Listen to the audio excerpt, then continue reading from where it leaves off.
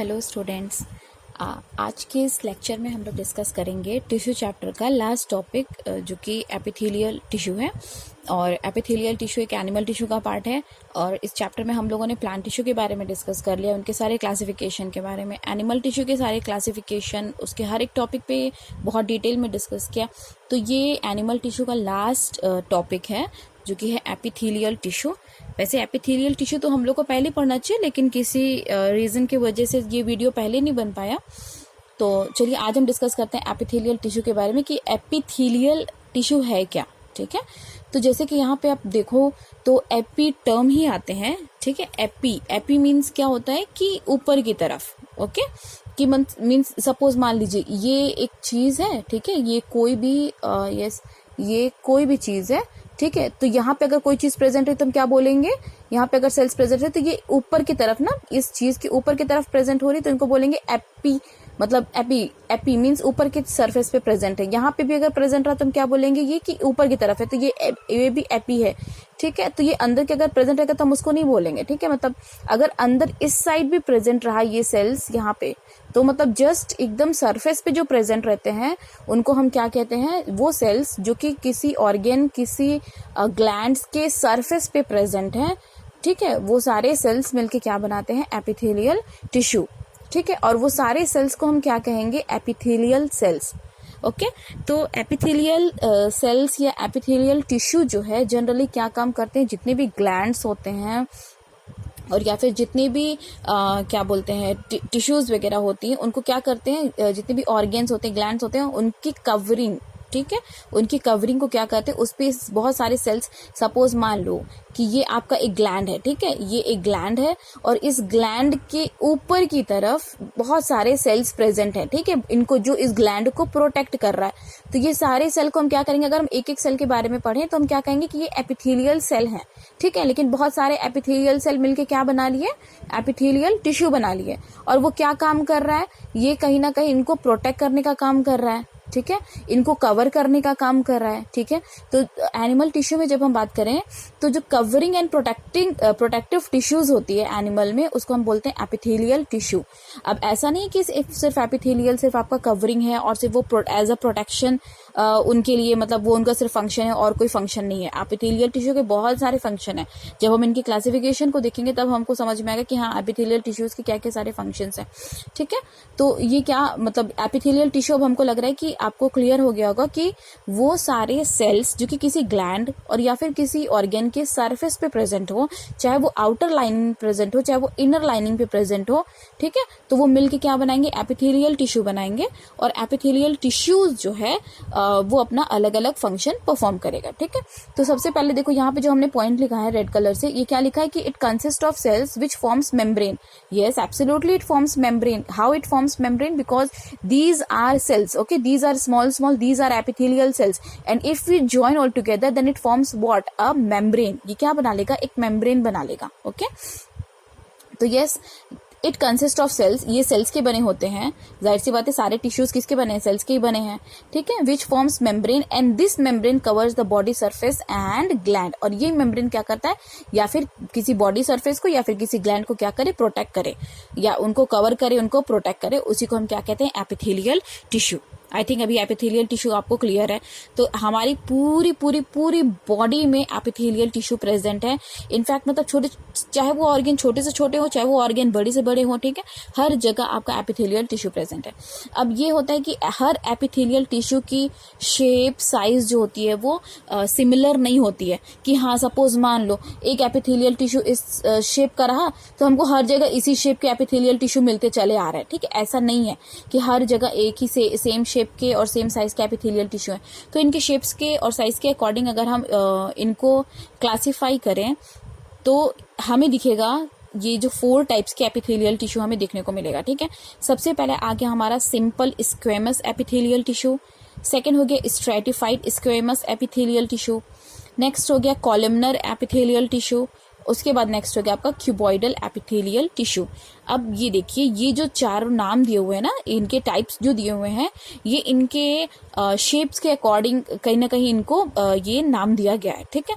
तो सबसे पहले आइए हम डिस्कस करते हैं simple squamous epithelial tissue. Simple, जैसे कि आप लोग प्लांट टिश्यू में भी पढ़े होंगे, तो जहाँ पे सिंपल टिश्यू आ रहा था, सिंपल परमानेंट टिश्यू और कॉम्प्लेक्स परमानेंट टिश्यू। सिंपल में क्या था कि वो एक ही तरह के सेल्स के मिलके बने हुए थे, और कॉम्प्लेक्स में क्या था कि एक से ज्यादा सेल्स के मिलके बने हुए थे, अगर आपको याद हो वो प्लांट टिश्यू तो। अब यहाँ पे देखो क्या लिखा हुआ है कि simple squamous epithelial tissue. Simple, suppose मान लो ये एक सरफेस है, ठीक है, ये सरफेस है और यहाँ पे ये टिश्यू सारे प्रेजेंट है, ठीक है। ये टिश्यू हो गया, सॉरी ये सेल्स हो गए, ये सेल्स हो गए, ये सेल्स हो गए, ठीक है। ये सारे अगर एक ही सरफेस पे, अगर एक ही लाइनिंग में, सिर्फ एक ही लेयर पे अगर प्रेजेंट हो रहा है टिश्यू, ठीक है, एक सपोज मान लो इसके ऊपर कोई सेल नहीं है, ठीक है, ये सिर्फ एक सिंगल लेयर बना रहा है, ठीक है, सिंगल लेयर यहाँ पे बना रहा है, तो उस तरह के टिश्यू को हम क्या कहेंगे? Simple squamous epithelial tissue. Why this is simple squamous epithelial tissue? Because it forms only a single membrane और it forms only a single layer of epithelial cells. Okay, यहाँ पे बहुत सारे लेयर एपिथेलियल सेल्स के नहीं है, single layer है epithelial cells के। ओके, तो ये इनको हम क्या कहेंगे? सिंपल बोलेंगे। और ये सारे सेल्स कैसे होते हैं? ये बहुत ज्यादा थिन होते हैं और बहुत ज्यादा फ्लैट होते हैं, ठीक है। ये बहुत ज्यादा ऐसे चौड़े चौड़े नहीं होते हैं, बहुत पतले और बहुत एकदम छोटे छोटे, एकदम फ्लैट से, चिपटे से, ठीक है। जैसे मतलब अगर आप उनको बहुत चाहो कि हाँ ये मतलब बहुत क्यूब शेप में दिखे या बहुत लंबे लंबे दिखे, तो वो वैसे नहीं दिखेंगे, ये बिल्कुल फ्लैट जैसे चिपके हुए रहते हैं, ठीक है। तो ये देखो यहाँ पे दिया हुआ ना, एक्सट्रीमली थिन सेल्स, और एक्सट्रीमली थिन के साथ साथ आप इनके साथ एक और यूज कर दीजिए टर्म फ्लैट। ये बिल्कुल फ्लैट होते हैं और ये सिंगल लेयर के बने होते हैं, ठीक है। अब यहाँ पे देखो क्या दिया हुआ है, ये कहाँ प्रेजेंट है? Lining of oesophagus and mouth. Okay, oesophagus, I think आप लोगों को पता हो कि ईसोफेगस क्या होते हैं।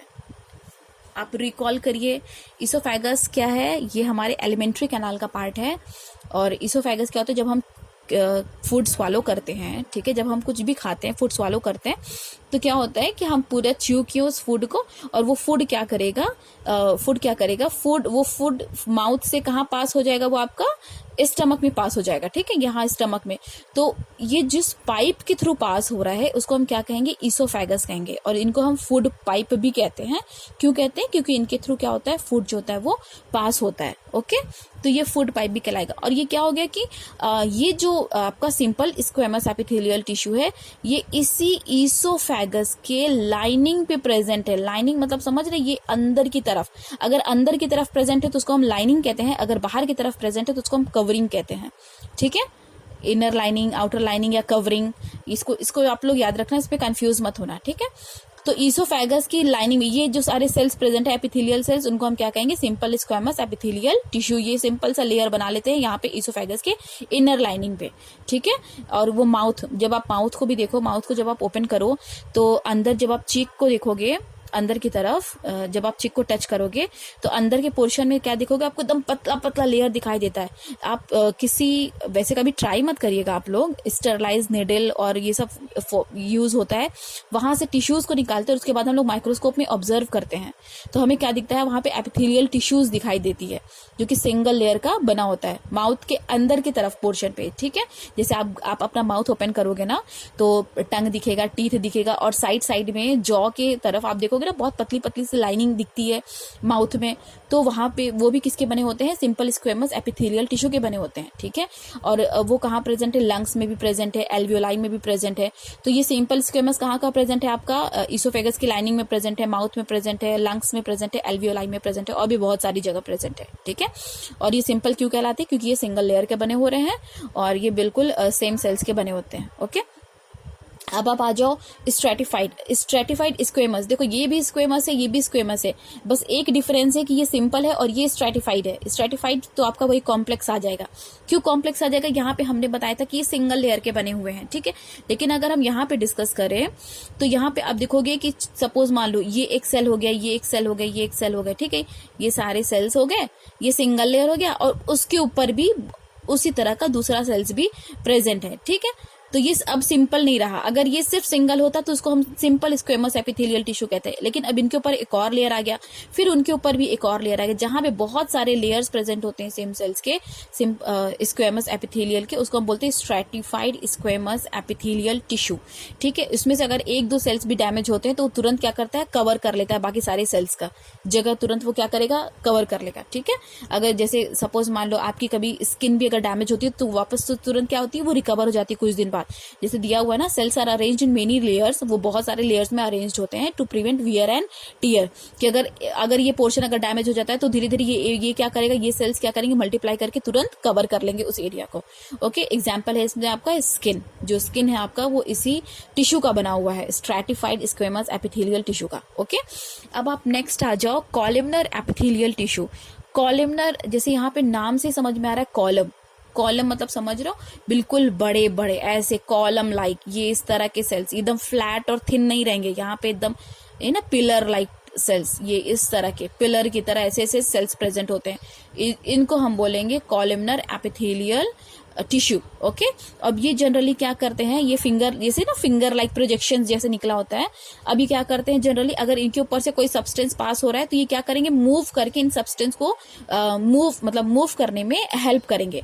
तो it facilitates what, movement of substance और any other thing okay in our body. तो अब यहाँ पे देखो क्या लिखा हुआ है कॉलमनर में, कि फैसिलिटेट्स मूवमेंट। यस, एब्सोल्युटली ये मूवमेंट को क्या करते हैं, फैसिलिटेट करते हैं, बढ़ाते हैं। इनके वजह से जितनी भी सब्सटेंस होती हैं वो तुरंत जल्दी जल्दी मूव करते हैं हमारी बॉडी में।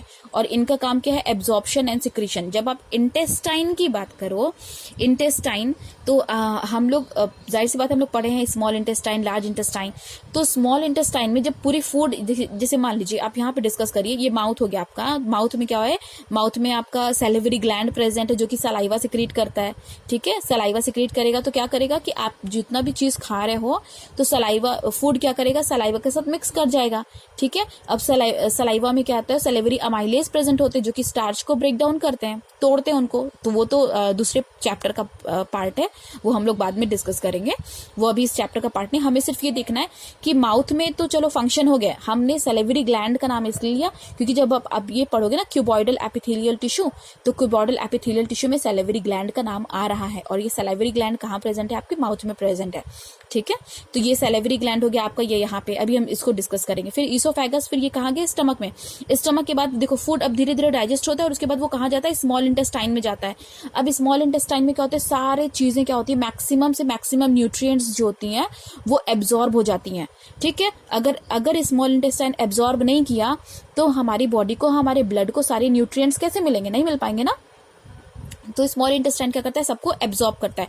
और वो स्मॉल इंटेस्टाइन किससे बने होते हैं, वो कॉलमनर एपिथेलियल टिश्यू के बने होते हैं, जो कि कॉलम लाइक क्या बोलते हैं स्ट्रक्चर है, पिलर लाइक स्ट्रक्चर जिनके प्रेजेंट है। ओके, आई थिंक अभी आप लोग को समझ में आ रहा है कि इनका जो कॉलम लाइक है, तो ये क्या करते हैं, मूवमेंट को फैसिलिटेट करते हैं और साथ साथ में एब्जॉर्ब करते हैं न्यूट्रिएंट्स को, और ये सिक्रीट भी करते हैं चीजों को। ठीक है, अगर इसी सेल पे हेयर लाइक प्रोजेक्शंस प्रेजेंट हो, इसी कॉलमनार, ठीक है, हेयर लाइक प्रोजेक्शंस प्रेजेंट हो इसी पे, ठीक है, हेयर लाइक प्रोजेक्शंस प्रेजेंट हो गए तो वो क्या करेगा, और तेजी से क्या करेगा, वो मूवमेंट के लिए हेल्प करेगा।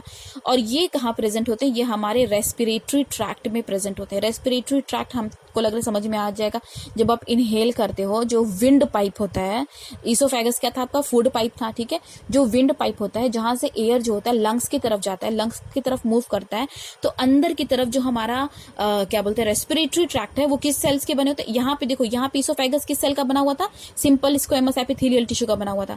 ये फूड पाइप इनका बना हुआ है। ठीक है, लेकिन अगर हम विंड पाइप की बात करें, अगर हम रेस्पिरेटरी ट्रैक्ट की बात करें, ट्रैकिया की बात करें, तो ये विंड पाइप, ये किसके सेल्स के बने होते हैं, ये लॉन्ग, ये ठीक है, ये लॉन्ग किसके बने हुए हैं, कॉलमनर एपिथेलियल टिश्यू के। और साथ साथ इनमें क्या प्रेजेंट है, हेयर लाइक स्ट्रक्चर भी प्रेजेंट है। ठीक है, अब ये हेयर लाइक स्ट्रक्चर जो होते हैं वो पूरे रेस्पिरेटरी ट्रैक्ट में प्रेजेंट है। ये क्या करता है कि जब आप इनहेल करते हो तो जितनी भी डस्ट पार्टिकल्स होती हैं उनको क्या करता है, वो रोकता है। ठीक है, और पूरे मतलब लंग्स तक जाने से उनको क्या करता है, मतलब उनको एक्सपेल्ड आउट करता है, उनको पूरा लंग्स तक जाने से रोकता है। अगर वो लंग्स तक जाएगा तो वो क्या हो जाएगा कि लंग्स में वो धीरे धीरे क्या करेगा, वो कॉगुलेट करेगा, इकट्ठा होगा, और फिर वो होता है ना कि ब्रीथिंग में हमें प्रॉब्लम स्टार्ट हो सकती है। ओके, तो अगर हेयर लाइक प्रोजेक्शन प्रेजेंट है कॉलमनर एपिथेलियल टिश्यू में तो उसको हम क्या कहेंगे, ciliated columnar epithelial tissue. Okay, तो सीलिएटेड क्यों कह रहे हैं, क्योंकि उसमें हेयर लाइक प्रोजेक्शंस प्रेजेंट है, उनमें सीलिया प्रेजेंट है। ओके, ये देखो यहाँ पे लिखा हुआ ना, if hair like projections are present on outer surface known as ciliated columnar epithelial tissue और ciliated columnar epithelium. Okay, cilia किसके लिए हेल्प कर रहा है, ये मूवमेंट के लिए हेल्प कर रहा है। ओके, तो आई थिंक ये कॉलमनर भी अभी आपको क्लियर है। अब आप आ जाओ क्यूबॉइडल, नाम से ही समझ में आ रहा है कि cube like structure, cube shaped. ठीक है, एक क्या थे, एक बिल्कुल फ्लैट से थे, एक बिल्कुल थिन थे, और दूसरा क्या हो गया कि दूसरा एकदम बड़े बड़े pillar like, column like structure present थे। ठीक है, और उसके बाद जो है वो सेल्स जो कि क्यूब लाइक जिनका स्ट्रक्चर है, ठीक है, वो बिल्कुल ना वो फ्लैट है ना वो टॉल है। ठीक है, वो बिल्कुल क्यूब लाइक, जैसे आप आइस क्यूब को देखे हो तो वो बिल्कुल क्या होता है, आइस क्यूब को अगर हम ड्रॉ करके बताएं तो आइस क्यूब का स्ट्रक्चर क्या होता है, जितनी भी इनकी लेंथ होती है उतनी उनकी हाइट होती है। ठीक है, ये समवॉट इनकी स्ट्रक्चर कुछ इस तरह से होती है। तो ठीक है, ये क्यूब लाइक स्ट्रक्चर, ये सारे सेल्स मिलके क्या बनाएंगे, क्यूबॉइडल एपिथेलियल टिश्यू बनाएंगे। और ये कहाँ प्रेजेंट है हमारी बॉडी में, ये क्यूबॉइडल एपिथेलियल टिश्यू ये प्रेजेंट है लाइनिंग ऑफ किडनी ट्यूब्यूल्स। ठीक है, किडनी ट्यूब्यूल्स मतलब जब आप किडनी के इंटरनल स्ट्रक्चर को देखोगे किडनी के, तो किडनी के इंटरनल स्ट्रक्चर में क्या होता है कि बहुत सारे नेफ्रॉन्स प्रेजेंट होते हैं जो कि हमारे ब्लड को क्या करते हैं, प्योर करते हैं, उनको प्योरीफाई करते हैं। ओके, तो उनकी जो ट्यूब्यूल्स प्रेजेंट है, ये आप क्लास 10th में आगे पढ़ेंगे, उनके ट्यूब्यूल्स और जो हम सेलेवरी ग्लैंड के बारे में भी यहाँ डिस्कस किए थे, उनके डक्ट्स। ठीक है, यहाँ पे कौन से टिश्यूज प्रेजेंट है, वहां पे क्यूबॉइडल एपिथेलियल टिश्यू प्रेजेंट है। ठीक है, जैसे आप मान लो, जैसे आप किडनी का अगर स्ट्रक्चर बनाओ ना, तो किडनी का ये स्ट्रक्चर हो गया। ठीक है, ये आपका यूरेटर चला जाएगा।